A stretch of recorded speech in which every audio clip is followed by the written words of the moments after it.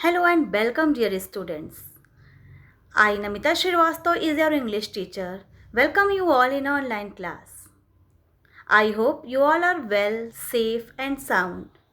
Children, today we are going to cover another chapter of English literature, that is Lesson 7, Christmas Truce. Before starting the chapter, let me tell you the meaning of truce. An agreement between enemies or opponents to stop fighting or arguing for a certain time. The Christmas truce has become one of the most famous events. Children, did you know what was the real story behind the truce? Why did it happen? Did British and German really play football in no man's land? Let's discuss in the chapter.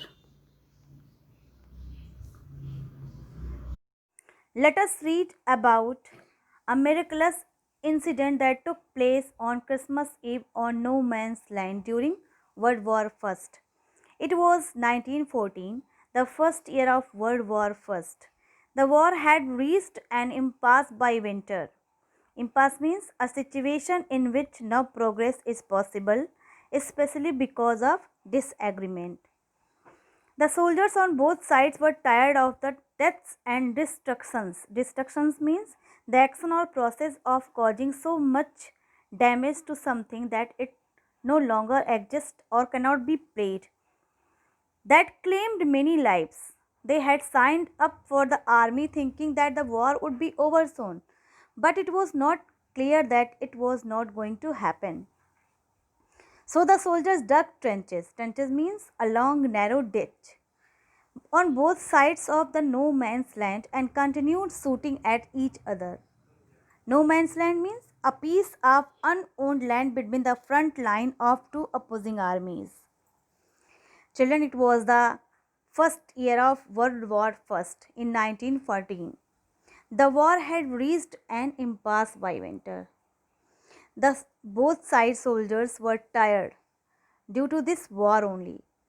When they had signed up for the army, they thought the war would be over soon, but it was clear that it was not going to happen. Means whatever they thought, it was not going to happen in that manner.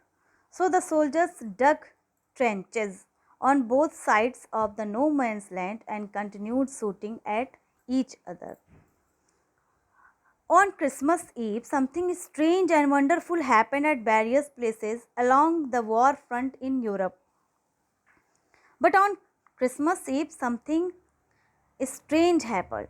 Something strange and something wonderful happened at various places along the war front in Europe. The incident was happened at various places. Without approval from the higher up, soldiers along the western front stopped firing at each other.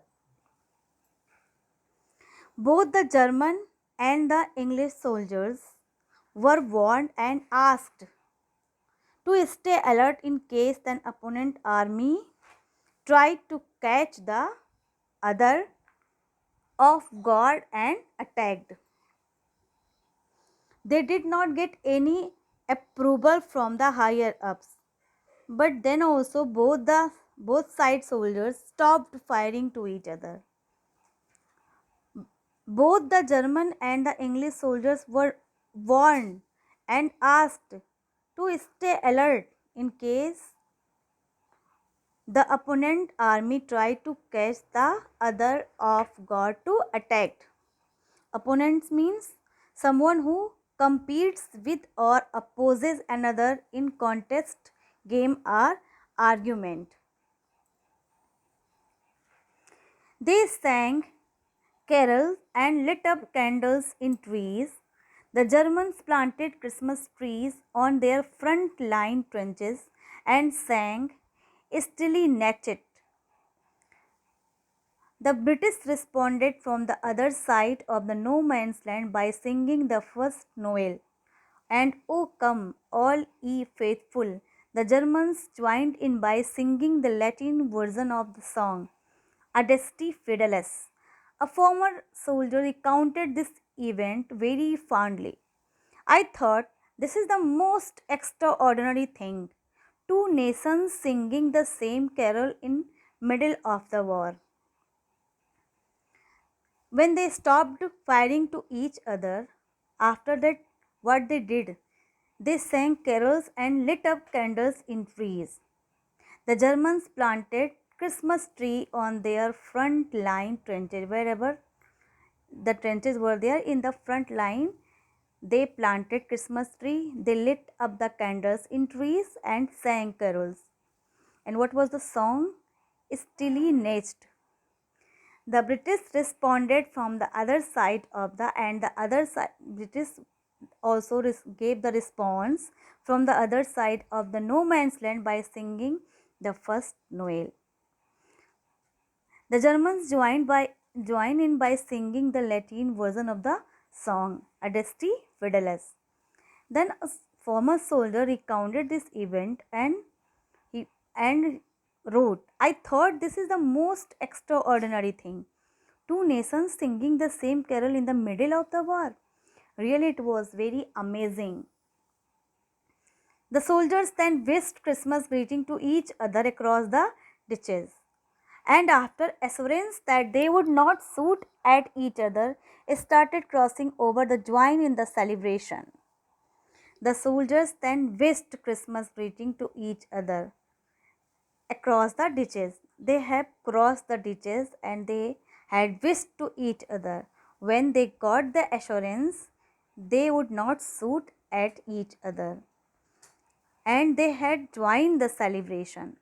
There was much laughter and merriment, and gifts such as chocolates, cigars, drinks, and other items of use were exchanged.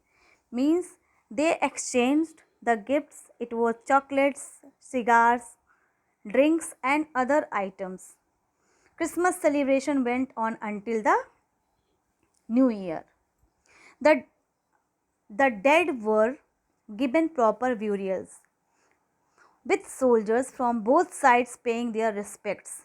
Both sides soldiers who were dead, they got the respect.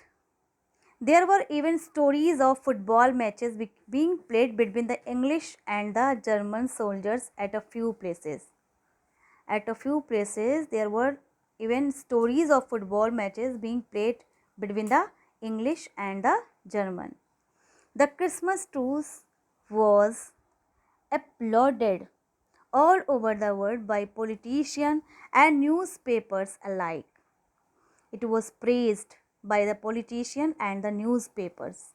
Sir Arthur Conan Doyle described this event as one human episode among all the atrocities that have stained the memory of the war. Atrocity means an extremely wicked or cruel act. Stain means mark or discolor with something that is not easily removed.